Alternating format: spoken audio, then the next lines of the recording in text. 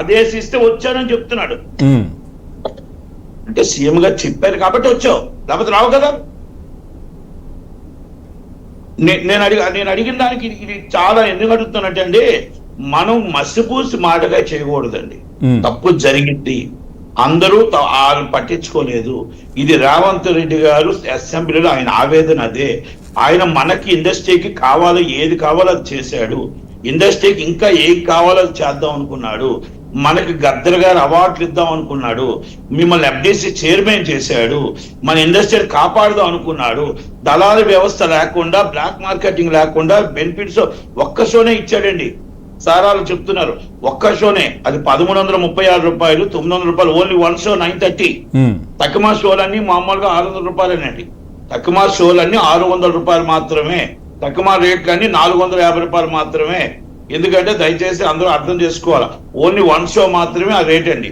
ఎందుకంటే ప్రొడ్యూసర్ కి ఆ బెనిఫిట్స్ వచ్చిన అమౌంట్ కొంచెం హెవీ బడ్జెట్ జరిగింది కాబట్టి వస్తుందని చెప్పి రిక్వెస్ట్ చేసి లెటర్ పెడితే, గతంలో మన దేవరా సినిమాకి బ్లాక్ మార్కెటింగ్ ఎంత వెళ్ళింది, ఆ దళారు వ్యవస్థకి వెళ్ళిపోయింది ఆ డబ్బుని, అది అనుకోకుండా అందుకని 18% GST వస్తుంది. ఆ కనుక డైరెక్ట్గా ఆన్లైన్ లో రైట్ రాయల్ గా తీసుకుంటారన్న ఉద్దేశంతోనే ఒక కొత్తగా ప్రయోగం చేశారండి.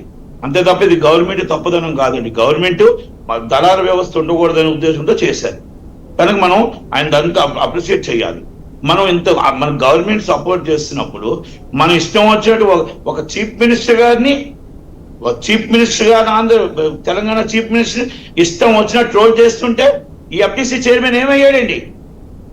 ఏమయ్యాడు ఈ ఎఫ్డిసి చైర్మన్? ఇష్టం వచ్చినట్టు మాట్లాడుతుంటే ఏమయ్యారు? ఈ ట్రోల్ చేసి ఇష్టం వచ్చినట్టు ఫ్యాన్స్ చేస్తూ ఉంటే ఆ రోజు ఎఫ్డిసి చైర్మన్ ఏమయ్యాడని అడుగుతున్నా నేను సూటిగా. ఈ రోజు మనం సమయకర్తగా చేస్తానన్నప్పుడు మనం సీఎం గారిని మనం గౌరవించుకోవాలండి. మన ఇండస్ట్రీకి రెండు కూడా ఒక లెవెల్ చేయాలండి.